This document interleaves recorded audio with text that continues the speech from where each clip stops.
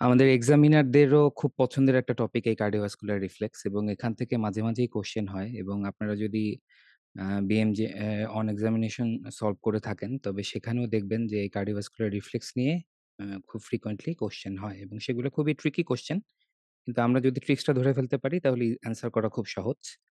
তো আমরা শুরু করছি। আমি মোহাম্মদ মাসুম হোসেন আরিফ। তো কেন ব্লাড প্রেশারের ফ্লাকচুয়েশনটা মিনিমাইজ করাটা গুরুত্বপূর্ণ? একটাই কারণ। সেটা হচ্ছে আমরা অ্যাডিকুয়েট পারফিউশন মেইনটেইন করতে চাই এবং এজন্য একটা কনস্ট্যান্ট মিন প্রেশার দরকার। এই কনস্ট্যান্ট মিন প্রেশারটা একটা অ্যাকচুয়াল ভ্যালু না, এটা একটা রেঞ্জের মধ্যে আমরা মেইনটেইন করব। কিন্তু সবসময় আমরা ওই রেঞ্জটা ফলো করার চেষ্টা করব। আমাদের শরীর এই লতেই চলে। কেন প্রয়োজন? তার কারণ হচ্ছে আমাদের যে ভাইটাল অর্গান গুলো আছে, সেই ভাইটাল অর্গান গুলোতে যেন সবসময় পারফিউশনটা মেইনটেইন হয়। কিন্তু যদি এরকম হয় যে কোনো কারণে এই সিস্টেমটা ওভারওয়েলমড হয়ে যায়, সেই ক্ষেত্রে অন্য আরো কিছু মেকানিজম আছে ইন্ডিভিজুয়াল অর্গানের। ব্রেইন, হার্ট এবং কিডনি এরা তখন ওই এক্সট্রিম মিজারের সময় কিছু এফোর্ট নিতে পারে। কিন্তু নরমালি আমাদের সবসময় ওই রেঞ্জের ভিতরেই ম্যাপটা মেইনটেইন করতে হয়। কিভাবে আমরা ম্যাপটাকে কনস্ট্যান্ট রাখবো? সবার আগে আমাদের জানতে হবে যে আসলে ম্যাপ মেজর চেঞ্জ কখন হয়? সত্যি কথা বলতে গেলে এই রিফ্লেক্স গুলো আসলে আমাদের শরীরে যদি ইফেক্টিভলি কাজ করতে না পারে, আমাদের ব্লাড প্রেশার কিন্তু প্রতিটা মুহূর্তেই ফ্লাকচুয়েট হচ্ছে। কিন্তু শুধুমাত্র এই রিফ্লেক্স গুলা ইনটেক্ট থাকার কারণে আমরা সেটা ফিল করি না। যেমন আমাদের বডি পজিশন চেঞ্জ, এক্সারসাইজ বা ডাইজেশন এই সব ক্ষেত্রেই কিন্তু আমাদের ম্যাপে মেজর চেঞ্জ আসে। তার কারণ হচ্ছে তখন আমাদের বডিতে ভ্যাসোডাইলেশন হচ্ছে বা ভ্যাসোকনস্ট্রিকশন হচ্ছে এবং আল্টিমেটলি আমাদের হার্টে ভেনাস রিটার্ন কমে যাচ্ছে। এবং এই রিফ্লেক্স গুলার কারণেই কার্ডিওভাস্কুলার সিস্টেম খুব র‍্যাপিডলি রেসপন্ড করতে পারে এই ফ্লাকচুয়েশনটাকে ঠেকানোর জন্য। তো এই রিফ্লেক্স যেগুলো আমাদের আ আজকের আলোচ্য বিষয়, সেখানে ২ ধরনের রিফ্লেক্স নিয়ে আমরা কথা বলব। একটা হচ্ছে যেই স্টিমুলাই বা রিফ্লেক্স গুলো কার্ডিওভাস্কুলার সিস্টেমের মধ্যেই কাজ করছে। আর কিছু আছে যেগুলো এক্সটার্নাল স্টিমুলাই। তো আমরা আগে কার্ডিওভাস্কুলার সিস্টেমের নিয়ে কাজ করব এবং সেখানে সবচেয়ে বেশি গুরুত্বপূর্ণ হচ্ছে ব্যারোরিসেপ্টর রিফ্লেক্স। তো ব্যারোরেস্পিরেটরি রিফ্লেক্স এর ক্ষেত্রে যেটা হয় সেটা হচ্ছে যখনই মিন আর্টেরিয়াল প্রেশার এ কোনো চেঞ্জ আসে, তখন এই ব্যারোরিসেপ্টর গুলো সেটাকে ডিটেক্ট করতে পারে। এরা কোথায় থাকে? এরা থাকে অ্যাওর্টিক আর্চে এবং ক্যারোটিড সাইনাসে। এবং আল্টিমেটলি যেটা করে সেটা হচ্ছে আমাদের যে সেন্ট্রাল নার্ভাস সিস্টেম আছে, সেই সেন্ট্রাল নার্ভাস সিস্টেম থেকে এরা সিম্প্যাথেটিক আউটফ্লো টা বাড়িয়ে দেয়। এবং সেই সিম্প্যাথেটিক আউটফ্লো টা আমাদের হার্ট রেট, আমাদের সিস্টেম ভাস্কুলার রেজিস্ট্যান্স কে এফেক্ট করে এবং পরবর্তীতে ম্যাপটা আবার তার আগের সেট পয়েন্ট এ ফেরত চলে আসে। এবং এটাই হচ্ছে মেজর কার্ডিওভাস্কুলার রিফ্লেক্স, যেটা শর্ট টার্ম কন্ট্রোল করে মিন আর্টেরিয়াল প্রেশার।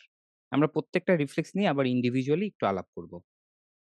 এর পরবর্তী যে রিফ্লেক্সটা আসছে, যেটা কার্ডিওভাস্কুলার সিস্টেম থেকে অরিজিনেট হয়, সেটা হচ্ছে বেইন ব্রিজ রিফ্লেক্স।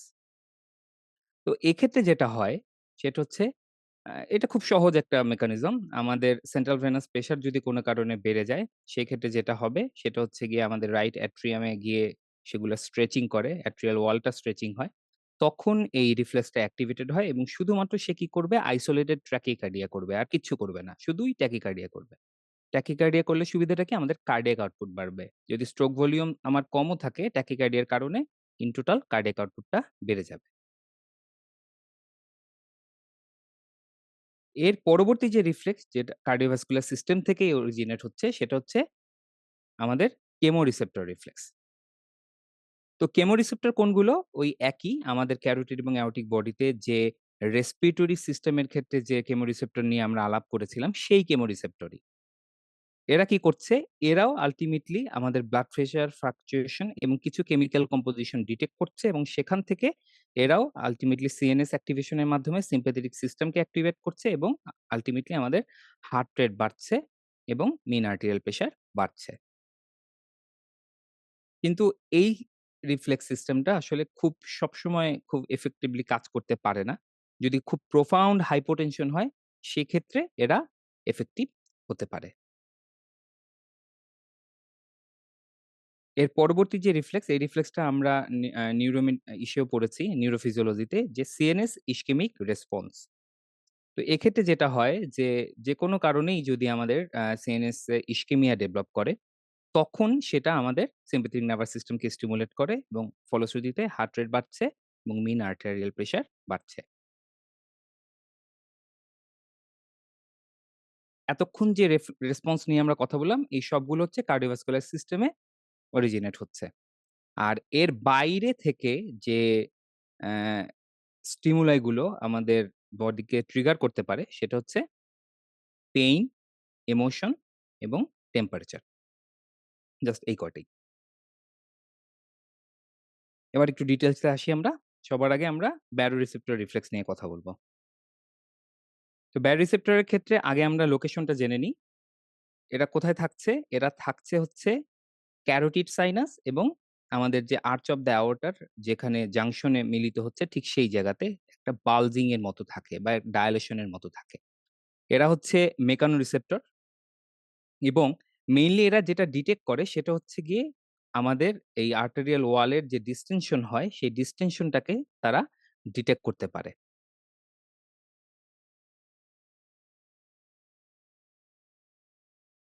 এবার আসা যাক যে কিভাবে এরা কাজ করে। তো যদি কোনো কারণে আমাদের মিন আর্টেরিয়াল প্রেশার বেড়ে যায়, তখন যেটা হচ্ছে আমাদের ক্যারোটিড সাইনাস বা অ্যাওর্টিক আর্চে ডিসটেনশন হচ্ছে। সেটাকে এরা ডিটেক্ট করছে। যেহেতু এরা মেকানোরিসেপ্টর। তখন এরা যেটা করবে সেটা হচ্ছে গিয়ে আ অ্যাকশন পোটেনশিয়াল এর ফ্রিকোয়েন্সি বেড়ে যাবে। এরা যে অ্যাকশন পোটেনশিয়াল জেনারেট করে সেটার ফ্রিকোয়েন্সি বেড়ে যাবে এবং সেই স্টিমুলাইটা তারা পাঠাবে হচ্ছে আমাদের ভ্যাসোমোটর সেন্টারে। এবং ফলশ্রুতিতে সিম্প্যাথেটিক সিস্টেম অ্যাক্টিভেটেড হবে এবং সিম্প্যাথেটিক সিস্টেমটা তখন হচ্ছে ইনহিবিটেড হবে এবং আল্টিমেটলি আবার ম্যাপ আগের জায়গায় ফেরত চলে আসবে। ঠিক একইভাবে যদি কোনো কারণে ম্যাপ কমে যায়, ঠিক আমাদের যে ক্যারোটিড সাইনাস এবং অ্যাওর্টিক ওয়ালে যে ডিসটেনশন হচ্ছে সেটা কমে আসছে। কমে আসলে এদের অ্যাকশন পটেনশিয়াল এর ফ্রিকোয়েন্সিও কমে যাবে আল্টিমেটলি। তখন যেটা হবে ভ্যাসোমোটর সেন্টার থেকে একটা পজিটিভ রেসপন্স আসবে এবং আমাদের ম্যাপ আবার আগের জায়গায় ফেরত চলে আসবে। এক্ষেত্রে সাধারণত ২ ধরনের নিউরন ইনভলভ থাকে। একটা হচ্ছে লার্জ মাইলিনেটেড এ ফাইবার এরা অ্যাক্টিভেটেড হয় লোয়ার প্রেশারে। আর স্মল আনমাইলিটেড সি ফাইবার এরা অ্যাক্টিভেটেড হয় হায়ার প্রেশারে। আমরা এটা একটু ভালোভাবে মনে রাখবো। Large myelinated A fibre activated হবে লো প্রেশারে, small unmyelinated C fibre activated হবে হাই প্রেশারে। এবং এই নিউরন সিস্টেমের জন্যই আল্টিমেটলি আমরা ম্যাপটাকে একটা ওয়াইড রেঞ্জে কনস্ট্যান্ট রাখতে পারি। সেটা হচ্ছে 80 টু 150। এই ব্যারোরিসেপ্টর কিন্তু প্লাজমা ভলিউমেও ইনফ্লুয়েন্স করে। কিভাবে করছে? যদি কোনো কারণে ম্যাপ কমে যায়, তখন সিম্প্যাথেটিক আউটফ্লো বাড়বে। এই সিম্প্যাথেটিক আউটফ্লো তখন কিডনিতে গিয়ে রেনিন সিক্রেশন বাড়িয়ে দিবে। তখন সেই renin reticulo endo uh sorry renin angiotensin aldosterone axis এর মাধ্যমে আল্টিমেটলি হচ্ছে গিয়ে প্লাজমা কনজার্ভ করার চেষ্টা করবে, প্লাজমা ভলিউম। আর যদি কোনো কারণে মিন আর্টেরিয়াল প্রেশার বেড়ে যায়, সেক্ষেত্রে সিম্প্যাথেটিক আউটফ্লো কমে যাবে এবং তখন রেনিন সিক্রেশনও কমে যাবে।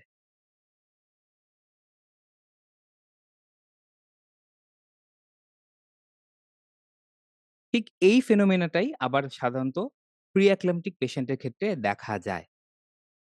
যেখানে দেখা যায় যে প্রি-এক্ল্যাম্পটিক পেশেন্ট এর ক্ষেত্রে যেহেতু কনসিস্টেন্টলি একটা ম্যাপটা বেশি থাকে, তখন এদের ক্ষেত্রে দেখা যায় এরা রিলেটিভ হাইপোভলিউমিয়া ডেভেলপ করে। আর তার কারণ হচ্ছে যেহেতু ম্যাপ বেশি, তখন রেনিন সিক্রেশন কমে যাবে due to decrease sympathetic outflow এবং তখন প্লাজমা ভলিউম আর কিডনি কনজার্ভ করার চেষ্টা করবে না। সুতরাং ব্লাড প্রেশার বেশি থাকা সত্ত্বেও এই ধরনের পেশেন্টরা হাইপোভলিউমিক হয়ে যায়। এখন যদি কোনো পেশেন্টের ক্রনিক হাইপারটেনশন থাকে, তখন কিন্তু এই যে ব্যারোরিসেপ্টরের যে সেট পয়েন্ট, এটা কিন্তু চেঞ্জ হয়ে যাবে বা রিসেট হয়ে যাবে। তখন ব্যারোরিসেপ্টরটা ওই এনভায়রনমেন্ট এর সাথে নিজেকে অ্যাডজাস্ট করে নিবে এবং তখন তার সেট পয়েন্টটা আপগ্রেড হবে। এবং বয়সের সাথে, সাথে যেহেতু অ্যাথেরোস্ক্লেরোটিক চেঞ্জ হতে থাকে আমাদের ভাস্কুলার সিস্টেমে, তখন যেটা হবে যে আমাদের আর্টেরিয়াল সিস্টেমের কমপ্লায়েন্স কমে যায় এবং তখন এই ব্যারোরিসেপ্টর রিফ্লেক্সের সেনসিটিভিটি এবং র‍্যাপিডিটিও এফেক্টেড হয়। এবং তখনই আল্টিমেটলি postural hypotension ডেভেলপ করে। কারণ postural hypotension হচ্ছে failure of the baroreceptor reflex to compensate for the postural change in map. সুতরাং baroreceptor এর সেন্সিং যেহেতু এফেক্টেড হচ্ছে, তখন এই postural hypotension টা ডেভেলপ করবে। ঠিক আমরা খুব সহজভাবে এখন চিন্তা করতে পারি যে আল্টিমেটলি যেকোনো মানুষের ক্ষেত্রেই যদি baroreceptor সিস্টেমটা ঠিকমতো কাজ না করে, তখন সবারই postural hypotension হবে। কিন্তু যেহেতু আল্টিমেটলি এল্ডারলি পেশেন্ট এর ক্ষেত্রে এই ফেনোমেনাটা বেশি হয়, সেক্ষেত্রে postural hypotension টা এই এইজ গ্রুপেই বেশি দেখা যায়। এখন baroreceptor অ্যাক্টিভেটেড হলো এবং সে তার যে অ্যাকশন পটেনশিয়াল সেটাকে সে রিলে করবে। রিলে করবে কোথায়? ভ্যাসোমোটর সেন্টারে। ভ্যাসোমোটর সেন্টারটা কোথায় থাকে? এটা থাকে হচ্ছে মেডুলা অবলাঙ্গাটায়। এবং এটা কিন্তু একদমই close proximity to the respiratory centre. Respiratory centre এবং মেডুলা অবলাঙ্গাটার ভিতরে একটা কানেকশন আছে। এবং এই যে অ্যাকশন পটেনশিয়ালটা ট্রান্সমিট হবে ফ্রম ব্যারোরিসেপ্টর টু মেডুলা, সেখানে রিলে হিসেবে অ্যাফারেন্ট ফাইবার কারা কাজ করছে? গ্লসোফ্যারিঞ্জিয়াল নার্ভের মাধ্যমে এই অ্যাকশন পটেনশিয়ালটা ট্রান্সমিট হবে ফ্রম ক্যারোটিড সাইনাস। আর ভ্যাগাস নার্ভের মাধ্যমে ট্রান্সফারড হবে ফ্রম অ্যাওর্টিক আর্চ। খুবই গুরুত্বপূর্ণ। আমরা সবাই এটা মনে রাখবো। ভ্যাসোমোটর সেন্টারকে আমরা আবার ২ টা ফাংশনাল এরিয়াতে ডিভাইড করছি। একটা হচ্ছে ভ্যাসো কনস্ট্রিক্টর এরিয়া বা প্রেসর বা ডিফেন্স এরিয়া। এই সেন্টারের কাজ হচ্ছে মেইনলি এরা ট্যাকিকার্ডিয়াকে ট্রিগার করবে, মায়োকার্ডিয়াল কন্ট্রাক্টিলিটি বাড়াবে, ভ্যাসোকনস্ট্রিকশন বা ভেনোকনস্ট্রিকশন করবে এবং অ্যাড্রেনালিন রিলিজ করবে। এই ৪ টা কাজই মেইনলি এই ভ্যাসোকনস্ট্রিক্টর এরিয়া করবে। এরপরে তাহলে সহজেই চলে আসছে ভ্যাসোডায়ালেটর এরিয়া। তো ভ্যাসোডায়ালেটর এরিয়া বা ডিপ্রেসর এরিয়া কি কাজ করছে? এদের কাজ মেইনলি ২ টা। ১, এরা ভ্যাসোকনস্ট্রিক্টর যে সেন্টার আছে সেটাকে ইনহিবিট করবে। আর সিম্প্যাথেটিক যে আউটফ্লো আছে সেটাকে কমিয়ে দিবে। এই ২ টা কাজ মেইনলি করবে ভ্যাসোডায়ালেটর এরিয়া। সেক্ষেত্রে আমরা ওভারঅল ইফেক্ট কি পাচ্ছি? তো যদি কোনো কারণে ব্যারোরিসেপ্টর থেকে অ্যাকশন পটেনশিয়াল ইনক্রিজ হয়, তো সেই ক্ষেত্রে সেটা ট্রান্সমিট হবে আমাদের ভ্যাসোমোটর সেন্টারে এবং তখন যেটা হবে ভ্যাসোডায়ালেটর এরিয়া যেটা আছে সেটা এই সিম্প্যাথেটিক আউটফ্লোকে ইনহিবিট করবে। তখন যেটা হবে পেরিফেরাল ভ্যাসোডায়ালেশন হবে এবং আমাদের হার্ট রেট এবং মায়োকার্ডিয়াল কন্ট্রাক্টিলিটি দুটাই কমে আসবে এবং আমাদের ম্যাপ নরমালে চলে আসবে। এ হচ্ছে আমাদের ওভারঅল ইফেক্ট। এখন যদি কোনো কারণে ম্যাপ কমে যায়, সেক্ষেত্রে ভাইস ভার্সা। তো আল্টিমেটলি আমার ফ্রিকোয়েন্সি বাড়বে। তখন আল্টিমেটলি ভ্যাসোডাইলেটর সেন্টার থেকে ইনহিবিটরি ইমপালস যাচ্ছিল ওটা আর আসবে না। তখন ভ্যাসোকনস্ট্রিক্টর এরিয়া আপার হ্যান্ড নিয়ে নিবে এবং সিম্প্যাথেটিক আউটফ্লো বেড়ে যাবে। পেরিফেরাল ভ্যাসোকনস্ট্রিকশন হবে, হার্ট রেট বাড়বে, মায়োকার্ডিয়াল কন্ট্রাক্টিলিটি বাড়বে, আল্টিমেটলি ম্যাপ বাড়বে। এই হচ্ছে ওভারঅল আমাদের ব্যারোরিসেপ্টর রিফ্লেক্স। এখন আসা যাক বেইন ব্রিজ রিফ্লেক্সে। বেইন ব্রিজ রিফ্লেক্স কি এখানে যে রিসেপ্টর গুলা কাজ করে এরাও হচ্ছে গিয়ে মেকানো রিসেপ্টর কিন্তু এরা হচ্ছে লো প্রেশার মেকানো রিসেপ্টর। এরা কোথায় থাকে? এরা থাকে হচ্ছে আমাদের যে বড় ভেইন গুলো আছে সেখানে থাকে এবং wall of the right atrium. Right atrium এর কোন জায়গাতে থাকবে? যেখানে সুপিরিয়র ভেনা কাভা এবং ইনফিরিয়র ভেনা কাভা আসছে। এই যে জাংশন গুলো ওই জাংশনেই মেইনলি এই লো প্রেশার মেকানো রিসেপ্টর গুলো থাকে এবং এরা অ্যাক্টিভেটেড হবে কিভাবে? যখন রাইট অ্যাট্রিয়াম এর ওয়াল ডিসটেনশন বাড়বে। খুব সহজ ভাষায় বোঝা যাচ্ছে আমার সেন্ট্রাল ভেনাস প্রেশার যখন বাড়বে, ভেনাস রিটার্ন যখন হার্টে বাড়বে, তখনই শুধুমাত্র বেইন বেসড রিফ্লেক্স অ্যাক্টিভেটেড হবে। এক্ষেত্রে নরমালি কি হবে? ভেনাস রিটার্ন বাড়ছে, তার মানে সেন্ট্রাল ব্লাড প্রেশার বাড়ছে। সুতরাং আমাদের যে অ্যাট্রিয়াম এর যে রিসেপ্টর গুলো আছে এরা স্ট্রেচিং হবে। স্ট্রেচিং হওয়ার কারণে কি হবে? অ্যাকশন পটেনশিয়াল জেনারেট হবে। এরা যাবে হচ্ছে আমাদের সিএনএস এ ভায়া ভ্যাগাস নার্ভ এবং সেখানে ভ্যাসোমোটর সেন্টার স্টিমুলেটেড হয়ে সিম্প্যাথেটিক আউটফ্লো বাড়িয়ে দিবে। আউটফ্লোটা কোথায় যাবে? শুধুমাত্র এসএ নোডে যাবে এবং আইসোলেটেড ট্যাকিকার্ডিয়া হবে। বেইন বেস রিফ্লেক্স আর কিচ্ছু করবে না।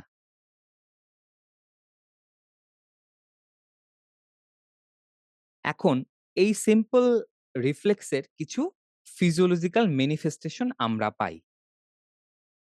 যেমন রেসপিরেটরি সাইনাস অ্যারিথমিয়া। এরা সাধারণত আমরা পাই হচ্ছে বাচ্চাদের ক্ষেত্রে এবং ইয়াং অ্যাডাল্টদের ক্ষেত্রে। কি হয় এখানে? এখানে খুব সহজ কথা। আমরা জানি যে আমাদের যে রেসপিরেশন এর সময় ইন্সপিরেশন হচ্ছে এবং এক্সপিরেশন হচ্ছে, ঠিক এই কারণে আমাদের ভেনাস রিটার্ন টা এফেক্টেড হয়। তো ইন্সপিরেশন এর সময় যখন আমাদের নেগেটিভ ইন্টারথোরাসিক প্রেশারটা অ্যাক্টিভেটেড হচ্ছে, তখন আমাদের রাইট এট্রিয়ামে ভেনাস রিটার্নটা বাড়ে। সো ভেনাস রিটার্ন যেহেতু বাড়ছে, রাইট এট্রিয়ামে স্ট্রেচিং হচ্ছে, এই মেকানো রিসেপ্টর গুলো অ্যাক্টিভেটেড হচ্ছে এবং আল্টিমেটলি আমাদের ব্রেইন বেস রিফ্লেক্স এর কারণে হার্ট রেট বাড়ছে। সুতরাং ইন্সপিরেশন এর সময় আমাদের হার্ট রেট বাড়ছে এবং এক্সপিরেশন এর সময় আমাদের হার্ট রেট কমছে। সবার ক্ষেত্রে এই জিনিসটা ভালোভাবে দেখা যায় না। মেইনলি বাচ্চাদের ক্ষেত্রে এবং ইয়াং অ্যাডাল্টদের ক্ষেত্রে এটা আমরা দেখতে পাই। এবং এটার টার্মটা আমরা বলছি রেসপিরেটরি সাইনাস অ্যারিথমিয়া।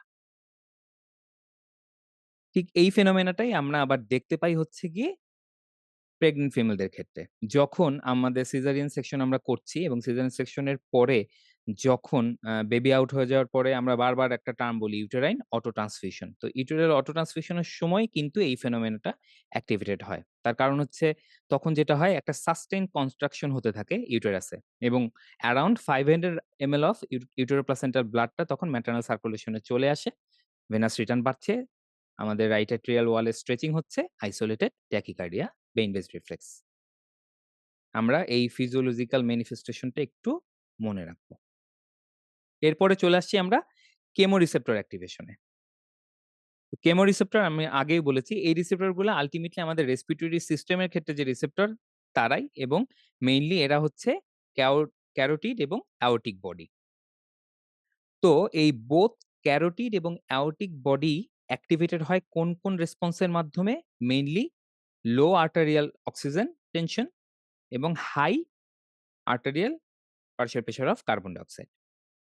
এছাড়া শুধুমাত্র আইসোলেটেড ভাবে ক্যারোটিড বডিটা স্টিমুলেটেড হয় হচ্ছে লো আর্টেরিয়াল পিএস দ্বারা। অ্যাওর্টিক বডি কিন্তু আর্টেরিয়াল পিএস দ্বারা স্টিমুলেটেড হবে না।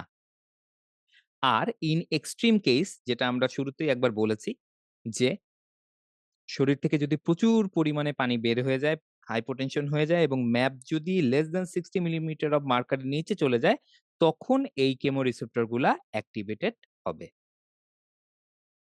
আমরা স্টিমুলাই গুলা জানলাম। এখন আসা যাক যে অ্যাকশনটা কি হয়? অ্যাকশনটা খুব সহজ। যেহেতু অ্যাক্টিভেটেড হচ্ছে রেসপিরেটরি সেন্টারে কিন্তু এরা রিলে করবে। এরা কিন্তু ভ্যাসোমোটর সেন্টারে কোনো স্টিমুলেশন পাঠাবে না। কিন্তু আমরা আগেই বলেছি যে মেডুলাতে রেসপিরেটরি সেন্টার এবং ভ্যাসোমোটর সেন্টার খুব কাছাকাছি থাকে এবং এরা নিউরালি কানেক্টেড থাকে। তখন এই রেসপিরেটরি সেন্টার থেকে কিছু স্টিমুলাই ভ্যাসোমোটর সেন্টারে পাস হবে এবং তখন মাইনর কিছু ইফেক্ট আমাদের শরীরে থাকতে পারে। কিন্তু এরা কিন্তু খুব ইফেক্টিভ কোনো রিফ্লেক্স না।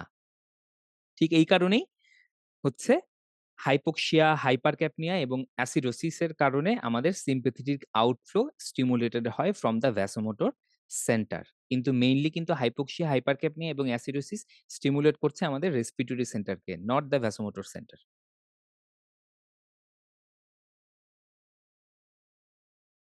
এরপর আসা যাক আরেকটা ইন্টারেস্টিং রিফ্লেক্স। আমরা সবাই এই রিফ্লেক্স সম্পর্কে জানি। তারপর আমরা জাস্ট একটু আলোচনা করব আজকে কুশিং রিফ্লেক্স। তো কুশিং রিফ্লেক্সটা নরমালি কখন হচ্ছে? হচ্ছে যখন আমাদের ব্রেইন স্টেমে ইসকেমিয়া হয় এবং এটা একটা ট্রায়াড। কি থাকবে এই ট্রায়াডে? হাইপারটেনশন, ব্র্যাডিকার্ডিয়া এবং ইরেগুলার রেসপিরেটরি প্যাটার্ন। তো এই রিফ্লেক্সের মেইন পারপাসটা কি? মেইন পারপাসটা হচ্ছে মিন আর্টেরিয়াল প্রেশারটাকে বাড়ানো। কিন্তু এই মিন আর্টেরিয়াল প্রেশারটা কিন্তু আমরা একটু স্বার্থপরের মতো যদি চিন্তা করি, ব্রেন শুধুমাত্র নিজের জন্য করে, অন্য কারো জন্য করে না। সুতরাং এই ম্যাপ বাড়ানোর উদ্দেশ্য হচ্ছে সেরেব্রাল পারফিউশন প্রেশারটা যেন বাড়ে। খুবই সিম্পল। এখন আসা যাক যে মেকানিজমটা কি? কি হচ্ছে? তো এক্ষেত্রে যেটা হয় সেটা হচ্ছে ব্রেন স্টেম ইসকেমিয়া ডেভেলপ করেছে। আ ইন্ট্রাক্রেনিয়াল প্রেশার বাড়ছে। তখন যেটা হবে সিএনএস অলরেডি যেহেতু আ একটা বৈরী পরিবেশে চলে গেছে, সুতরাং প্রচুর পরিমাণ সিম্প্যাথেটিক ডিসচার্জ হবে। এবং এই সিম্প্যাথেটিক ডিসচার্জ কি করবে? পেরিফেরাল ভ্যাসোকনস্ট্রিকশন করবে। পেরিফেরাল ভ্যাসোকনস্ট্রিকশন এর কারণে আল্টিমেটলি আমাদের মিন আর্টেরিয়াল প্রেশার বেড়ে যাবে। এখন এই যে মিন আর্টেরিয়াল প্রেশার বাড়ছে, এটা কিন্তু তখন আবার আমাদের ক্যারোটিড সাইনাস এবং অ্যাওর্টিক আর্চ যে ব্যারোরিসেপ্টর গুলা আছে, তারা কিন্তু সেটাকে ডিটেক্ট করবে। তখন তারা আবার অ্যাফারেন্ট স্টিমুলেশন পাঠাবে ভ্যাসোমোটর সেন্টারে এবং আল্টিমেটলি তখন আবার হার্ট রেট কমে যাবে। ঠিক এই কারণেই কুশিন রিফ্লেক্স এর ম্যাপ বাড়ছে ঠিকই, কিন্তু হার্ট রেট কমে যায়। এটাই হচ্ছে মেইনলি হার্ট রেট কমার মেকানিজম।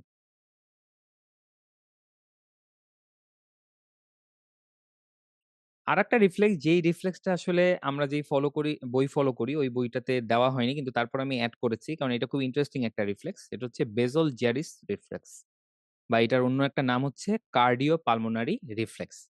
তো এখানে যেটা হয়, ট্রিগারিং ফ্যাক্টরের এগেইনস্ট এ আমাদের যে কার্ডিও পালমোনারি কেমোরিসেপ্টর গুলো আছে এবং মেকানোরিসেপ্টর গুলো আছে, এরা অ্যাক্টিভেটেড হয়। এরা কোথায় থাকে মেইনলি? এরা থাকে হচ্ছে লেফট ভেন্ট্রিকুলার ওয়ালে। এবং লেফট ভেন্ট্রিকুলার ওয়াল থেকে এই রেসপন্সটাকে রিলে করে হচ্ছে গিয়ে vagal afferent type C fibre unmyelinated vasomotor সেন্টারে যাচ্ছে এবং সেখানে আল্টিমেটলি ইনহিবিটরি সিস্টেমটা অ্যাক্টিভেটেড হয় এবং প্যারাসিম্পাথেটিক টোন বেড়ে যায়। সুতরাং বেসল জেডিস রিফ্লেক্সে আমরা কি পাবো? ব্র্যাডিকার্ডিয়া পাবো, হাইপোটেনশন পাবো এবং পেরিফেরাল ভ্যাসো ডায়ালেশন হবে। Bezold Jarisch reflex. আমরা একটু রিফ্লেক্সটার নাম মনে রাখবো। কোন ফাইবার ক্যারি করছে, কোথায় রিসেপ্টরটা থাকছে এবং এফেক্টটা কি হচ্ছে। এখন এই সবগুলো রিফ্লেক্সকে যদি আমরা সামেশন করি, তাহলে এই সবগুলা রিফ্লেক্সই আসলে কখন অ্যাক্টিভেটেড হয়? আমাদের শরীরে যেকোনো কারণে যদি আমাদের মিন আর্টারিয়াল প্রেশারে কোন ধরনের ভ্যারিয়েশন আসে।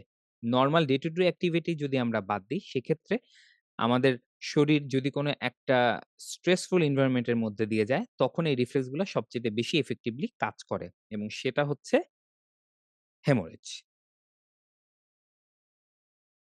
হেমোরেজের সময় নরমালি যেটা হয়, সেটা হচ্ছে আমাদের সার্কুলেটিং ব্লাড ভলিউম কমে যাচ্ছে। সুতরাং আমাদের মেইন আর্টেরিয়াল প্রেশার ফল করছে। তার কারণ হচ্ছে আমাদের ফিলিং প্রেশার এবং ভেনাস রিটার্ন দুটোই কমে যায়। কার্ডিয়াক আউটপুট ফল করতেছে এবং ফলশ্রুতিতে যেটা হয় সেটা হচ্ছে আমাদের অর্গান পারফিউশন প্রেশার কমে যায় এবং অর্গান পারফিউশন প্রেশার থেকে অর্গান ডিসফাংশন হবে। এ হচ্ছে নরমাল কনসিকুয়েন্স যদি এই রিফ্লেক্স গুলা অ্যাক্টিভেটেড না হয় এবং তখন এই রিফ্লেক্স গুলা আল্টিমেটলি অ্যাক্টিভেটেড হবে আমাদের অর্গান সিস্টেমকে বাঁচানোর জন্য এবং তখন কার্ডিওভাস্কুলার, নার্ভাস এবং এন্ডোক্রাইন সিস্টেম মেইনলি রিডিস্ট্রিবিউট করে ভাইটাল অর্গানগুলোতে ব্লাড। কোথায়, কোথায়? ব্রেইন, হার্ট এবং কিডনি। এখন এই যে রেসপন্সটা হয় হেমোরেজের সময় আমাদের শরীর যে আপার হ্যান্ড নিচ্ছে, সেক্ষেত্রে রেসপন্সটাকে ৩ টা ভাগে ভাগ করা হয়। নাম্বার 1 হচ্ছে ইমিডিয়েট রেসপন্স। তো ইমিডিয়েট রেসপন্সে আমরা সবসময় মনে রাখবো, ইমিডিয়েট রেসপন্সে শুধুমাত্র কাজ করে হচ্ছে ব্যারোরিসেপ্টর এবং আমাদের যে রাইট অ্যাট্রিয়ামে লো প্রেশার মেকানোরিসেপ্টর আছে তারা। এই ২ টা রিসেপ্টরই মেইনলি এই ইমিডিয়েট রেসপন্সে অ্যাক্টিভেটেড হবে এবং এরা কাজ করে উইদিন সেকেন্ডস এর ভিতরে। টাইমটাও আমরা একটু মনে রাখবো। আল্টিমেটলি রেসপন্সে কি হয় আমরা জানি, ভাসোমেট্রো সেন্টার তার সিম্পাথেটিক আউটফ্লোটা বাড়িয়ে দেয়। সিম্পাথেটিক আউটফ্লো বেড়ে গেল, হার্ট রেট বাড়লো, মায়োকার্ডিয়াল কন্ট্রাক্টিলিটি বাড়লো। যার ফলে কি হবে? আল্টিমেটলি আমার কার্ডিয়াক আউটপুটটা নরমালাইজ হওয়ার চেষ্টা করবে এবং এই যে হার্ট রেটটা বাড়ে, এই হার্ট রেট কিন্তু প্রপোর্শনেটলি বাড়বে। বাড়বে to the degree of blood loss. Blood loss যত, ট্যাকিকার্ডিয়া তত। আর সিম্পাথেটিক সিস্টেম অ্যাক্টিভিটির কারণে যেটা হবে, জেনারেলাইজ একটা আর্টারিয়াল ভ্যাসোকনস্ট্রিকশন হবে। তার ফলশ্রুতিতে কি হবে? ইনিশিয়ালি কিডনি, ব্রেইন এবং হার্টে ব্লাড ফ্লোটা ফল করবে। কিন্তু অটো রেগুলেশন অ্যাক্টিভেশন এর কারণে আল্টিমেটলি এটা আবার কুইকলি রিকভার করে যাবে। আবার স্কিন, গাট এবং স্কেলেটাল মাসলে এই ব্লাড ফ্লোটা অনেক বেশি কমে যাবে। এবং তখন যেটা হবে সেটা হচ্ছে, এইজন্যই আমরা শকে গেলে কোনো পেশেন্টের কোল্ড ক্ল্যামি স্কিন পাচ্ছি এবং অ্যানারোবিক মেটাবলিজম এইসব জায়গাগুলোতে অ্যাক্টিভেটেড হয়ে যাবে এবং তখনই ল্যাকটিক অ্যাসিড প্রোডাকশন বাড়বে। এইজন্য আমরা যেকোনো শকের পেশেন্টের ক্ষেত্রে সিরাম ল্যাকটেটটাও মেজার করি। এবং যেহেতু ল্যাকটিক অ্যাসিড বাড়ছে, সুতরাং পিএইচ ফল করবে এবং এই পিএইচ ফল করার কারণে রেসপিরেটরি সেন্টার স্টিমুলেটেড হবে এবং এইজন্যই শকের পেশেন্টদের ট্যাকিপনিয়া ডেভেলপ করে। ভ্যাসোকনস্ট্রিকশন আর্টেরিয়াল হয়ে গেছে, এখন ভেনোকনস্ট্রিকশন হবে। তো ভেনোকনস্ট্রিকশন কাদের ক্ষেত্রে হবে? মেইনলি ক্যাপাসিট্যান্স যে ভেসেল গুলো আছে, ওই ক্যাপাসিট্যান্স ভেসেল গুলোতে ভেনো কনস্ট্রিকশন হবে। তখন যেটা হবে এই ভেইন এর কমপ্লায়েন্স কমে যাবে। তো কমপ্লায়েন্স কমে গেলে আমাদের সুবিধা কি? সুবিধা হচ্ছে আমাদের যে সার্কুলেটিং ব্লাড তার মেক্সিমামই থাকে মেইনলি আসলে ভেনাস সার্কুলেশন এ, এই ক্যাপাসিট্যান্স ভেসেল গুলার ভিতরে। এদের কমপ্লায়েন্স যখন কমে যাচ্ছে কনস্ট্রিকশন এর কারণে, তখন যেটা হবে আমাদের হার্টে ভেনাস রিটার্নটা বাড়বে। আমাদের ইমিডিয়েট রেসপন্স শেষ। এখন আমরা চলে যাব হচ্ছে আর্লি রেসপন্স এ। আর্লি রেসপন্স এর টাইমটা হচ্ছে মিনিটস টু আওয়ার্স এবং এক্ষেত্রে মেইনলি আমাদের ইমিডিয়েট যে রেসপন্সটা ছিল, এই ইমিডিয়েট রেসপন্সটা ছিল হচ্ছে আমার কার্ডিয়াক আউটপুটটা ঠিক রাখা। যাতে আমি কোলাপস না করে যাই। আর আমাদের যে আর্লি রেসপন্স, এই আর্লি রেসপন্স এর মেইন উদ্দেশ্য হচ্ছে আমাদের এখন যে ভলিউম ফল করে গেছে, এই সার্কুলেটিং ভলিউমটাকে বডি রিস্টোর করার অ্যাটেম্প্ট করবে এই আর্লি রেসপন্স এর মাধ্যমে। তো এক্ষেত্রে মেইনলি যেটা হয় অটো ট্রান্সফিউশন হয়। ট্রান্সক্যাপিলারি রিফিল অর অটো ট্রান্সফিউশন। সেক্ষেত্রে যেটা হচ্ছে সিম্প্যাথেটিক আউটফ্লোটা বেড়ে যাচ্ছে, আর্টেরিয়াল ভ্যাসোকনস্ট্রিকশন হয়েছে। আর্টেরিয়াল এই ভ্যাসোকনস্ট্রিকশন হওয়ার কারণে আল্টিমেটলি যেটা হবে, আমাদের যে ক্যাপিলারি হাইড্রোস্ট্যাটিক প্রেশার সেটা কিন্তু ফল করবে। আপনাদের যদি খেয়াল থেকে থাকে আমরা স্টার্লিং ফোর্স নিয়ে অনেক ডিটেইলস আলাপ করেছিলাম। তো সেক্ষেত্রে যেটা এই ক্যাপিলারি হাইড্রোস্ট্যাটিক প্রেশার যদি ফল করে যায় তাহলে যেটা হবে আমাদের এই যে স্টার্লিং ফোর্সটা সেটার ব্যালেন্সটা নষ্ট হয়ে যাবে। দ্যাট মিনস আমাদের ইন্ট্রালুমিনাল প্রেশারটা ফল করছে, এক্সট্রালুমিনাল প্রেশারটা তখন আপার হ্যান্ড হবে এবং দেখা যাবে ইন্টারস্টিশিয়াল ফ্লুইড থেকে স্পেস থেকে ফ্লুইড ক্যাপিলারির মধ্যে চলে আসবে। দ্যাট মিনস আমার sympathetic আউটফ্লো বাড়ার কারণে আর্টেরিয়াল ভ্যাসোকনস্ট্রিকশন হচ্ছে, আমার ইন্ট্রালুমিনাল হাইড্রোস্ট্যাটিক প্রেশার ফল করছে, স্টার্লিং ফোর্স অল্টারড হচ্ছে এবং ইন্টারস্টিশিয়াল স্পেসে যে আমাদের ফ্লুইড গুলো থাকে সেখান থেকে ফ্লুইড তখন ভেসেলে চলে আসবে। ঠিক এইভাবে আমাদের বডি কিছু ফ্লুইড রিস্টোর করার চেষ্টা করবে। এবং দেখা যায় যে এই প্রসেসের মাধ্যমে around 500 ml of interstitial fluid reabsorb করে বডি উইদিন 30 মিনিটস। এরপরে আরেকটা ইন্টারেস্টিং ফিনোমেনা হয়। সেখানে যেটা হবে শরীর যেহেতু একটা স্ট্রেস রেসপন্স এর মধ্যে দিয়ে যাচ্ছে, সুতরাং সিম্প্যাথেটিক নার্ভাস সিস্টেম আমাদের শরীরে গ্লুকোজ প্রোডাকশন বাড়িয়ে দেবে ভায়া গ্লাইকোজেনোলাইসিস এবং গ্লুকোনিওজেনেসিস। এখন এই যে গ্লুকোজ কনসেন্ট্রেশনটা বাড়ছে, তখন যেটা হবে আমাদের যে ফ্লুইড বা প্লাজমা এর অসমোটিক প্রেশার বেড়ে যাবে। এই অসমোটিক প্রেশারও আল্টিমেটলি যেটা করবে আমাদের এক্সট্রাসেলুলার স্পেস থেকে ফ্লুইড ড্র করে ইন্ট্রাসেলুলার স্পেসে নিয়ে আসবে। এবং এই যে মেকানিজমটা খুব সিম্পল একটা মেকানিজম কিন্তু এই মেকানিজমের মাধ্যমেও অ্যারাউন্ড 500 ml মাঝে, মাঝে তার চেয়ে বেশি ফ্লুইড অ্যাবসর্ব করতে পারে আমাদের ভাস্কুলার স্পেসে ফ্রম দ্য ইন্টারস্টিশিয়াল স্পেস বা এক্সট্রাসেলুলার স্পেস।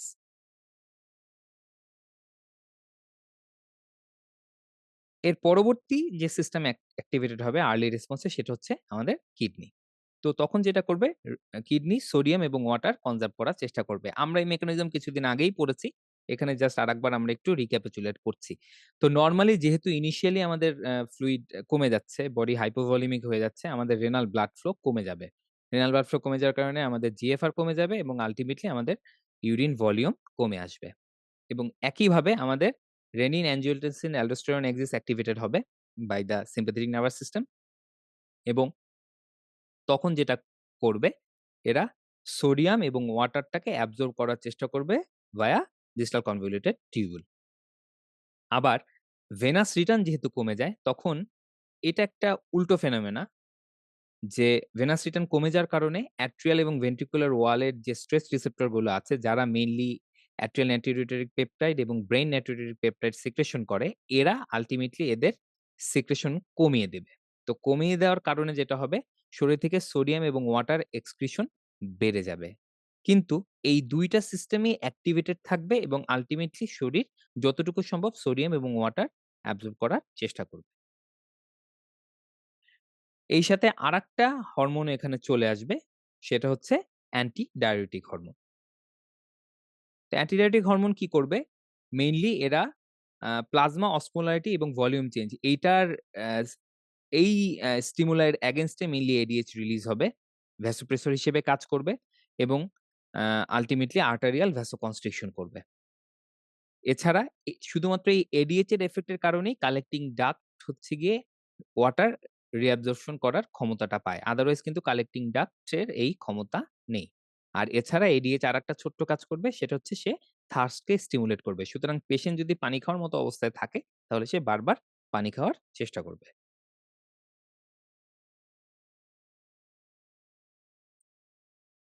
এবং লাস্ট রিসোর্ট হিসেবে আমাদের শরীরে চলে আসবে হচ্ছে কর্টিসল। তো কর্টিসল কয়েকটা কাজ করবে। তার ভিতরে একটা হচ্ছে সে সোডিয়াম এবং ওয়াটার রিঅ্যাবজর্পশন করার চেষ্টা করবে এবং একই সাথে গ্লুকোনিওজেনেসিস কে প্রমোট করবে। তো ভলিউম সেন্সর এর একটা ছোট্ট ফ্লায়ার এখানে দেওয়া হয়েছে। আমরা একটু দেখি যে এডিএইচ যখন বাড়ছে, রেনাল ওয়াটার রিটেনশন বাড়ছে, ক্যাটেকোলামাইন যখন বেড়ে যাচ্ছে তখন সোডিয়াম অ্যাবজর্পশন, রেনিন রিলিজটা সোডিয়াম অ্যাবজর্পশন হচ্ছে, রেনিন রিলিজ বাড়ছে। আর জাস্টাগোমেরুলার অ্যাপারেটাস থেকে রেনিন বাড়ার কারণে অ্যাঞ্জিওটেনসিন 2 হচ্ছে। এরাও আবার রেনাল সোডিয়াম অ্যাবজর্পশন করছে, থার্স্ট কে স্টিমুলেট করছে, ভ্যাসো কনস্ট্রিকশন করছে। অ্যাঞ্জিওটেনসিন 2 এবং অ্যালডোস্টেরন সিক্রেশন বাড়িয়ে দিচ্ছে। এরাও রেনাল সোডিয়াম অ্যাবজর্পশন এ কাজ করছে। এই ছিল আমাদের আর্লি রেসপন্স।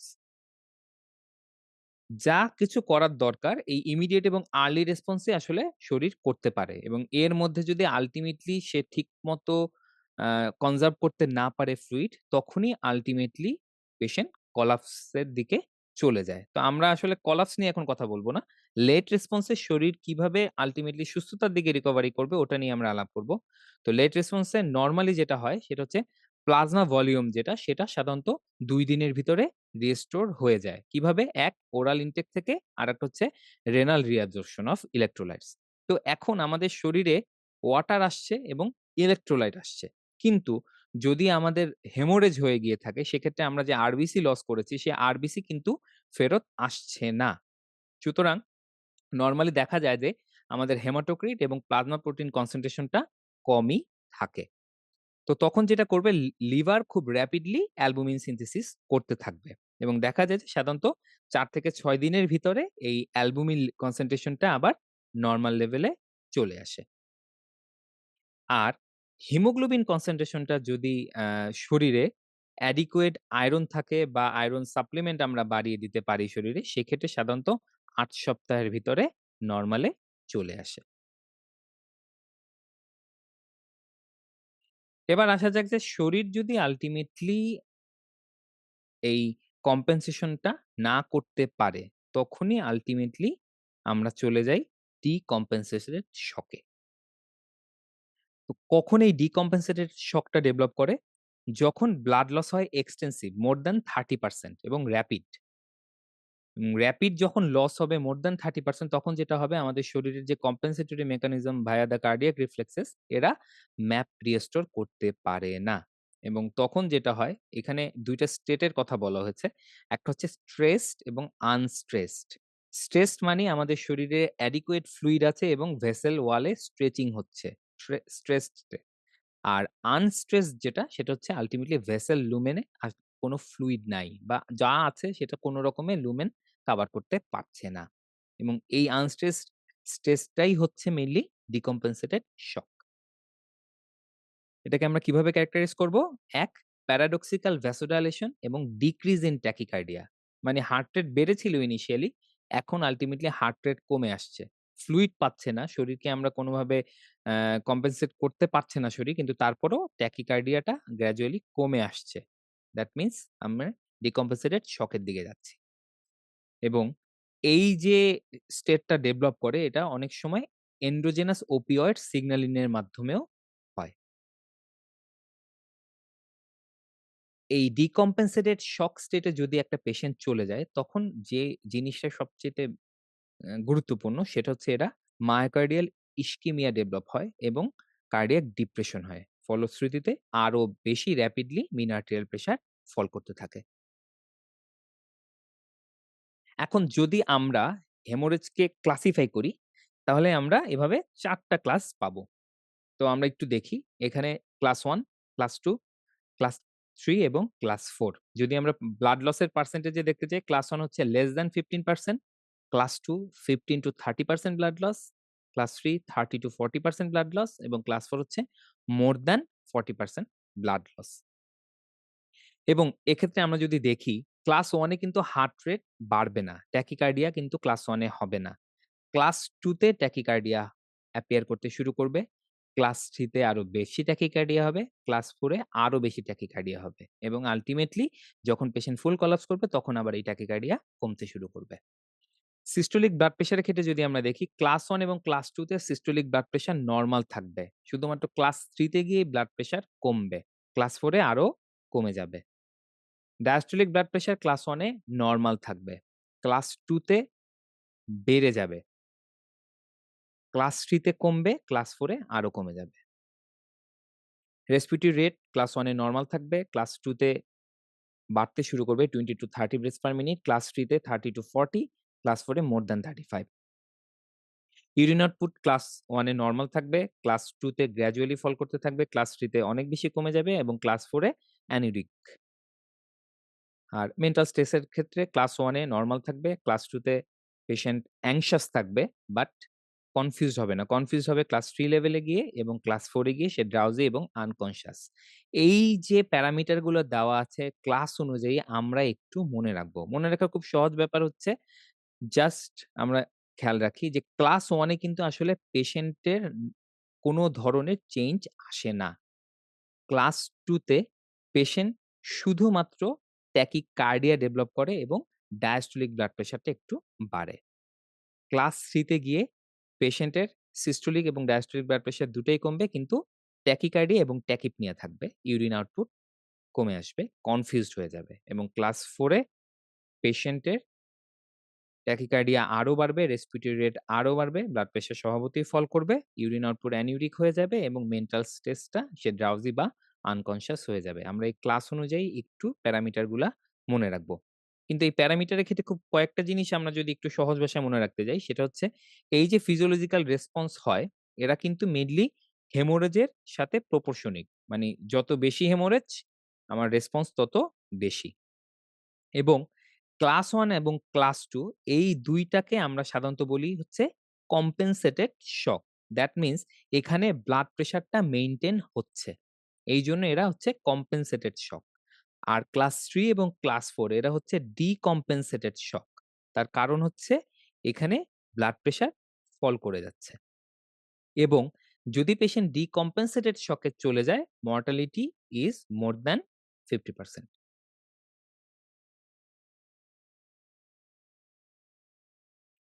এখানে আরেকটা চার্ট দেওয়া হয়েছে ঠিক একইভাবে মোটামুটি সবগুলা প্যারামিটার কভার করে। আমরা এখান থেকে আমরা শুধুমাত্র একটু দেখব যে কখন আমরা পেশেন্টকে ব্লাড ট্রান্সফিউজ করব।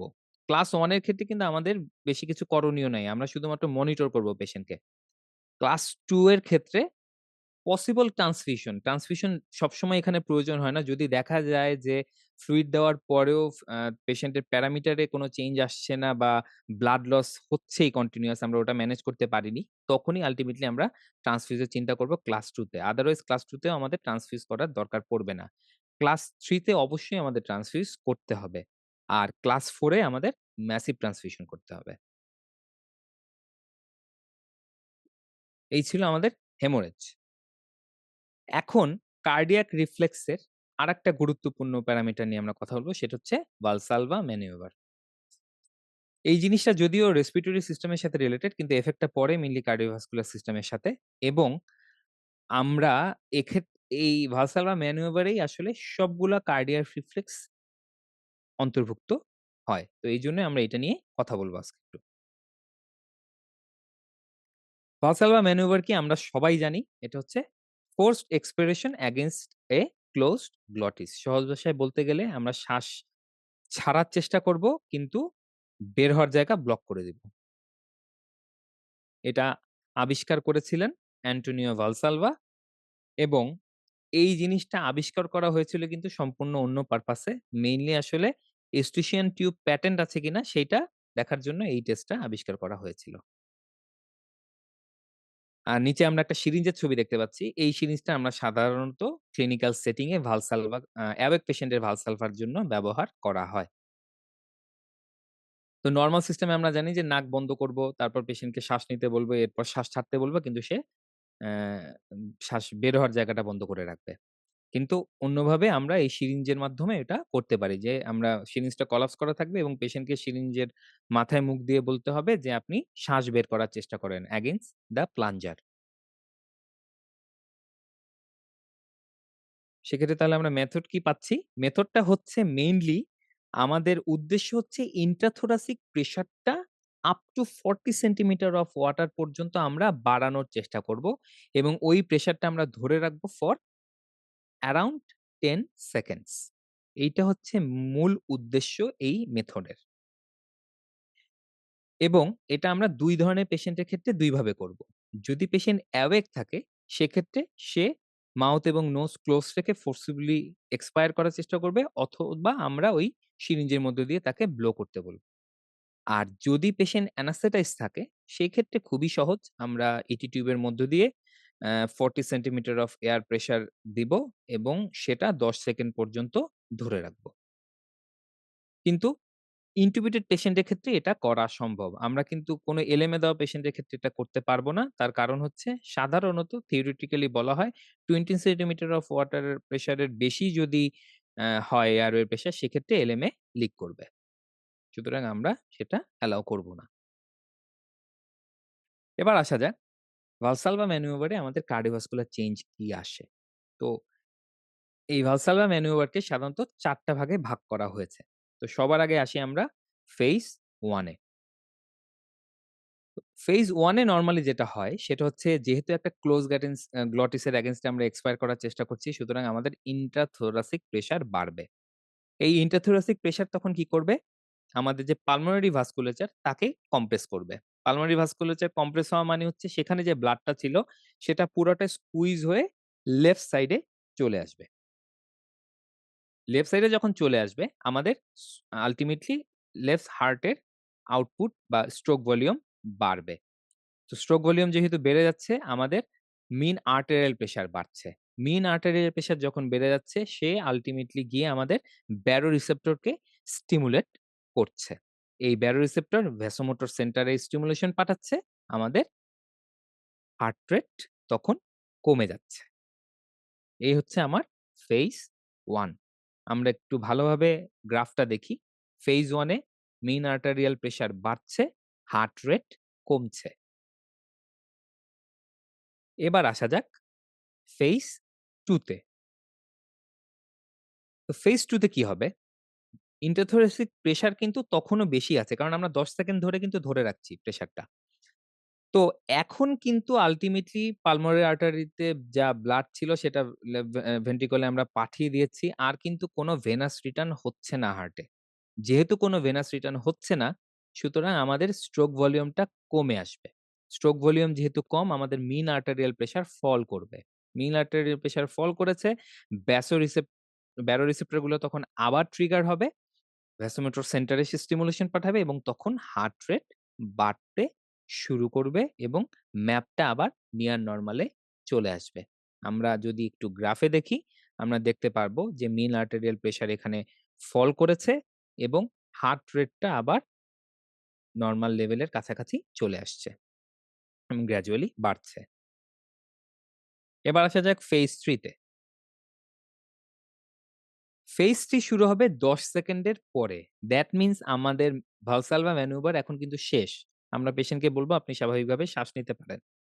তো এই ১০ সেকেন্ড পরে আমার ফেজ 3 শুরু হচ্ছে। তো তখন যেটা হবে সেটা হচ্ছে আমরা যে হাই ইন্ট্রাথোরাসিক প্রেশার দিয়েছিলাম সেটা আমি রিলিজ করে দিলাম। তখন যেটা হবে আমাদের ভেনাস রিটার্ন টা আমাদের ইন্ট্রাথোরাসিক ভেসেল গুলা লোয়ার বডি থেকে ইন্ট্রাথোরাসিক প্রেশারে ভেনাস রিটার্ন টা আসতে শুরু করছে। তখন যেটা হয় তখনও কিন্তু আল্টিমেটলি আমাদের স্ট্রোক ভলিউমটা ডিক্রিজ থাকে। হুম?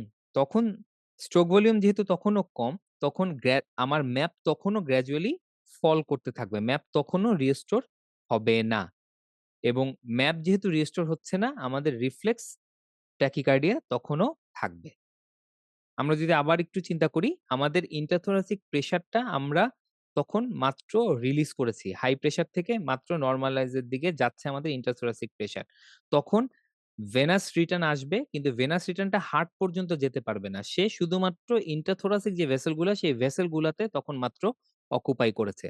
সুতরাং তখনও কিন্তু আল্টিমেটলি আমার স্ট্রোক ভলিউম কম এবং আল্টিমেটলি আমার ফার্দার ম্যাপ ডিক্রিজ হতে থাকবে এবং হার্ট রেটও বাড়তে থাকবে। এটা হচ্ছে আমার ফেজ 3। আমি বলছি যত সহজে, এটা কিন্তু খুব ফাস্ট হচ্ছে। সেকেন্ডের ব্যাপার হচ্ছে। সুতরাং এইভাবেই ফেজ গুলো আগাচ্ছে। এখন আমরা লাস্ট ফেজ এ চলে যাব। ফেজ 4। তো ফেজ 4 এ গিয়ে আল্টিমেটলি সবকিছু নরমালাইজ হওয়া শুরু করেছে। সুতরাং আমাদের লেফট ভেন্ট্রিকুলার প্রিলোডটা তখন রিস্টোর হয়েছে। ম্যাপ ইনক্রিজ করতে শুরু করেছে। কিন্তু হার্ট রেট তখনো হাই। হার্ট রেট তখনো হাই থাকবে এবং যেহেতু ম্যাপটা বাড়তে শুরু করেছে, তখন তখন আবার ব্যারোরিসেপ্টরকে স্টিমুলেট করবে এবং ব্যারোরিসেপ্টর তখন গ্র্যাজুয়ালি রিফ্লেক্স ব্র্যাডিকার্ডিয়া ডেভেলপ করবে থ্রু ভ্যাগাল স্টিমুলেশন। এবং ভ্যাগাল স্টিমুলেশন এর কারণে যখন রিফ্লেক্স ব্র্যাডিকার্ডিয়া হবে, বোথ ম্যাপ এবং হার্ট রেট নরমাল লেভেলের কাছাকাছি চলে আসবে। এই হচ্ছে আমার ভালসালভা ম্যানুয়ালের ৪ টা ফেজ। আমরা যদি এখন একটু বড় আকারে গ্রাফটা দেখি, তাহলে আমরা একটু রিক্যাপিচুলেট করি। আমরা আ পেশেন্টকে ১০ সেকেন্ডের জন্য ৪০ সেন্টিমিটার ওয়াটার ইন্ট্রাথোরাসিক প্রেশার দিয়েছি এবং সেই প্রেশারটা সাস্টেইনড আছে ফর ১০ সেকেন্ডস। আমাদের ফেজ 1 এ যেটা হচ্ছে, ম্যাপ আমাদের রাইজ করছে যেহেতু ইনিশিয়াল আমার আ প্রিলোড বেড়েছে লেফট হার্টে। কিন্তু ব্যারোরিসেপ্টরকে সে স্টিমুলেট করার কারণে আমার হার্ট রেট ফল করছে। স্টেজ 2 তে গিয়ে আল্টিমেটলি আমার লেফট হার্টে কোনো প্রিলোড নাই। সুতরাং আমার ম্যাপ ফল করেছে। কিন্তু যেহেতু ম্যাপ ফল করেছে ব্যারোরিসেপ্টর স্টিমুলেশন এর মাধ্যমে এখন হার্ট রেট বাড়তে শুরু করেছে। আমার ১০ সেকেন্ড শেষ। এখন ফেজ 3 তে গিয়ে আল্টিমেটলি যেটা হচ্ছে যে, আমার ইন্টারথোরাসিক ভেসেল গুলা ভেনাস রিটার্ন দ্বারা ফিল হয়েছে। হার্টে তখনো তারা পৌঁছতে পারেনি। সুতরাং আমার স্ট্রোক ভলিউম কিন্তু তখনো কম। সুতরাং আমার ম্যাপ আরো ফার্দার কমবে। কিন্তু হার্ট রেট আমার তখনও গ্র্যাজুয়ালি বাড়তে থাকবে। স্টেজ 4 এ এসে যেটা হবে আল্টিমেটলি আমার লেফট হার্টের প্রিলোড বাড়বে। ইনিশিয়ালি হার্ট রেট যেটা বেশি ছিল, এই প্রিলোড বাড়ার কারণে যখন ম্যাপ ইনক্রিজ করছে এবং ব্যারোরিসেপ্টরের স্টিমুলেশন হচ্ছে, তখন রিফ্লেক্স ব্র্যাডিকার্ডিয়া ডেভেলপ করছে। আমরা প্রত্যেকটা স্টেজ বারবার বলার উদ্দেশ্য একটাই, এই প্রত্যেকটা স্টেপ নিয়ে আপনারা স্টেম পাবেন পরীক্ষাতে। ভালসালভা ম্যানুভার এর ফেজ এবং কোন ফেজে কি হচ্ছে এটা এক্সামিনারদের খুব পছন্দের কোয়েশ্চেন। আমরা তাহলে আরেকবার একটু ভালসালভা দেখি। ফেজ 1 আমরা স্ট্রেইনটা অনসেট করছি। ইনিশিয়ালি হার্ট রেটের কোনো চেঞ্জ হচ্ছে না। ব্লাড প্রেশারটা বাড়ছে। ফেজ 2 তে হার্ট রেটটা বাড়ছে। সিস্টোলিক এবং পালস প্রেশারটা এখানে ডিক্রিজ করবে। ফেজ 3 তে ফার্দার ডিক্রিজ হবে ব্লাড প্রেশারে। হার্ট রেট তখনো রাইজিং ট্রেন্ড এ থাকবে। ফেজ 4 এ রিফ্লেক্স ব্র্যাডিকার্ডিয়া ডেভেলপ করবে।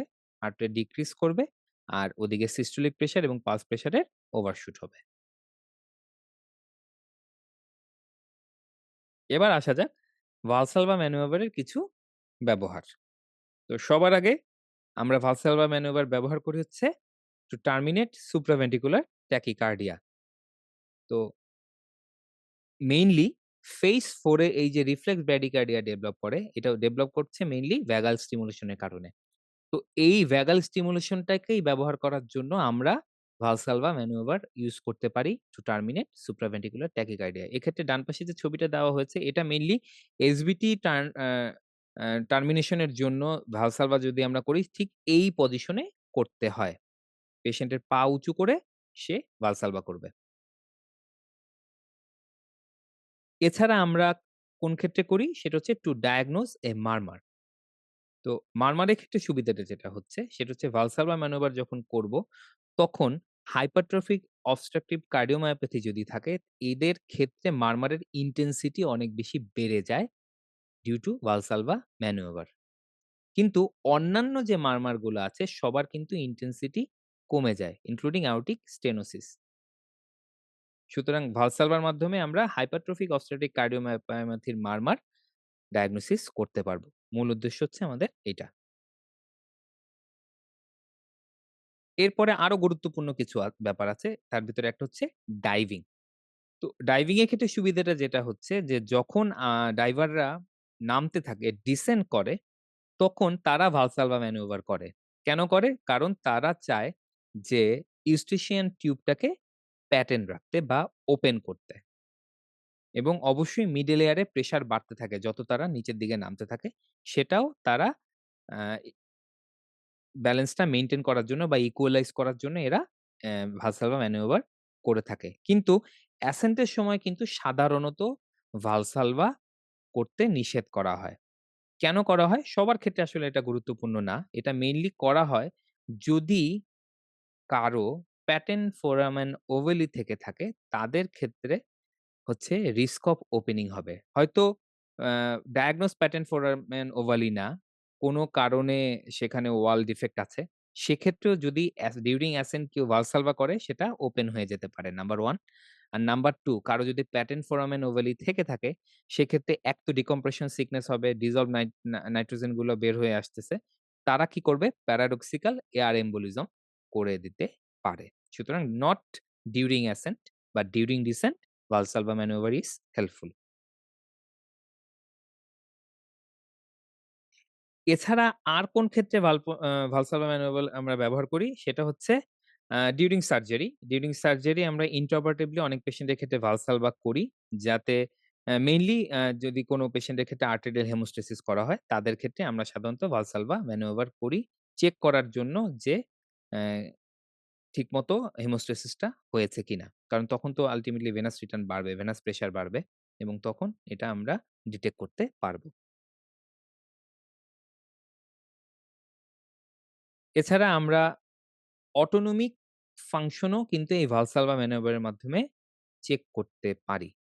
কারণ যদি কোন পেশেন্টের ভালসালভা ম্যানুভার করা হয় এবং তার ক্ষেত্রে সবগুলো রেসপন্স আমরা ঠিকঠাক মতো পাই, তাহলে আমরা বুঝতে পারবো যে তার অটোনমিক নার্ভাস সিস্টেমটা ইনট্যাক্ট আছে। কিন্তু সাধারণত ডায়াবেটিক পেশেন্টদের ক্ষেত্রে বা যাদের ক্ষেত্রে অটোনমিক নিউরোপ্যাথি ডেভেলপ করেছে, তাদের ক্ষেত্রে কিন্তু আমাদের ব্যারো রিসেপ্টর রিফ্লেক্সটা অনেক সময় অ্যাবনরমাল হয়ে যায়।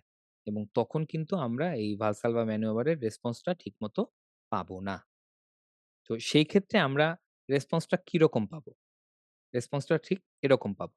তো এক্ষেত্রে যে সমস্যাটা কি হচ্ছে? সমস্যাটা হচ্ছে আমরা যদি একটু ভালোমতো খেয়াল করি যে ফেজ 2 তে কি হচ্ছে? ট্যাকিকার্ডিয়া হচ্ছে না। কিন্তু ফেজ 2 থেকে কিন্তু আমার ট্যাকিকার্ডিয়া হওয়ার কথা ছিল।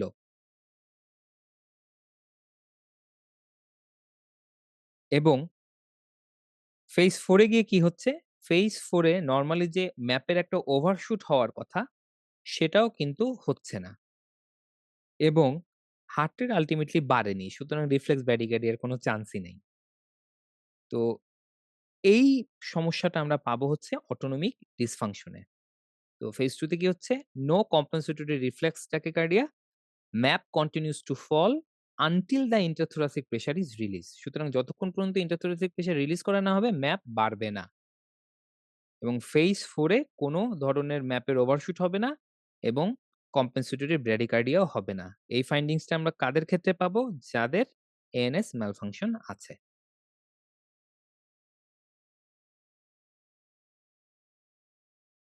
এছাড়া ভালসালভার ক্ষেত্রে আমরা আর কি অ্যাবনরমাল রেসপন্স পাই? এই রেসপন্সটার খুব সুন্দর একটা নাম আছে। সেটা হচ্ছে স্কোয়ার ওয়েভ রেসপন্স এবং এরা আমরা সাধারণত পাই হচ্ছে মেইনলি কনজেস্টিভ কার্ডিয়াক ফেইলিউর বা কনস্ট্রিকটিভ পেরিকার্ডাইটিস পেশেন্টদের ক্ষেত্রে। যাদের মেইনলি ভেনাস প্রেশারটা অনেক হাই থাকে। এই ধরনের পেশেন্টের ক্ষেত্রে আমরা ভালসালভাতে এই ধরনের একটা রেসপন্স পাবো। কেন পাই আমরা? সাধারণত এই ধরনের পেশেন্টদের যেটা হয়, মেইনলি এরা লেফট ভেন্ট্রিকুলার ফাংশন এর উপরেই ডিপেন্ড করে থাকে। লেফট ভেন্ট্রিকুলার ফাংশনটা যত ভালো হবে এদের সারভাইভাল রেট তত ভালো। এবং দেখা যায় যে এই ধরনের পেশেন্টদের ক্ষেত্রে ক্রনিক্যালি সিম্প্যাথেটিক আউটফ্লোটা অ্যাক্টিভেটেড থাকে এবং ওই সময় এই ধরনের পেশেন্টের ক্ষেত্রে ক্রনিক একটা ভেনোকনস্ট্রিকশন এবং আর্টেরিয়াল ভ্যাসোকনস্ট্রিকশন হয়ে থাকে। সুতরাং এই ধরনের পেশেন্টদের ক্ষেত্রে যদি আমরা ভালসালভা করি, সেক্ষেত্রে আমাদের সমস্যা কি পাবো? এক্ষেত্রে যেটা হবে যখনই আমরা ইন্টারথোরাসিক প্রেশারটা বাড়াবো, এদের ব্লাড প্রেশার ম্যাপ কনস্ট্যান্ট বেড়ে থাকবে up to the last stage. যেহেতু কনস্ট্যান্ট আমাদের ম্যাপটা বেড়ে আছে সুতরাং স্টেজ 4 এ গিয়ে কোন ধরনের ওভারশুট হবে না। আর হার্ট রেটে খুব সিগনিফিক্যান্ট চেঞ্জ আমরা পাবো না। এই হচ্ছে আমার স্কোয়ার ওয়েভ প্যাটার্ন এবং এরা কাদের ক্ষেত্রে পাবো আমরা? কনজেস্টিভ কার্ডিয়াক ফেলিউর এবং কনস্ট্রাকটিভ পেরিকার্ডিটিস এর পেশেন্টদের ক্ষেত্রে। আমরা একটু মনে রাখবো। এই ছিল আজকে আমাদের ওভারঅল কার্ডিয়াক রিফ্লেক্স এবং কার্ডিয়াক রিফ্লেক্স এর ইউস বা আমাদের শরীরে কোন, কোন জায়গাতে এই রিফ্লেক্স গুলো কাজে লাগে। টপিকটা খুব বেশি বড় না। আমরা যদি আ একটু মনোযোগ দিয়ে আরেকবার একটু দেখি, আমার মনে হয় সবাই জিনিসটা ভালোমতো বুঝে নিতে পারবো। তো এখানে ওভারঅল একটা দেখানো হয়েছে যে আমাদের কোন, কোন রিসেপ্টর গুলো এখানে মেইনলি এই রিফ্লেক্স এ কাজ করছে এবং তারা কোন জায়গাতে রিলে করছে এবং আমরা ইফেক্ট কি পাচ্ছি। শুধুমাত্র কার্ডিয়াক রিফ্লেক্সটাই আমরা আজকে পড়েছি। কিন্তু আসলে আমাদের প্রত্যেকটা রিফ্লেক্স একটা আরেকটার সাথে রিলেটেড। সুতরাং রেসপিরেটরি সিস্টেমও এখানে অন্তর্ভুক্ত আছে। রেনাল সিস্টেম এখানে অন্তর্ভুক্ত আছে। আমরা সবগুলা রিফ্লেক্স মেকানিজম গুলো যদি আমাদের মাথায় নিয়ে আসতে পারি, আমাদের পরবর্তীতে অ্যানাস্থেটিক ম্যানেজমেন্ট এর ক্ষেত্রে আমাদের এই থিংকিং গুলা খুব কাজে আসবে। আশা করি আমরা একটু রিফ্লেক্স গুলা ভালোমতো পড়বো এবং এটা খুব বেশি সময়ের পড়া না। ১-২ ঘন্টাই যদি আমরা এখানে টাইম দিই, রিফ্লেক্স গুলা আমাদের সুন্দর মতো মাথায় চলে আসবে ইনশাআল্লাহ। তো আজকে আমরা এতটুকুই পড়ছি। অসংখ্য ধন্যবাদ আপনাদেরকে।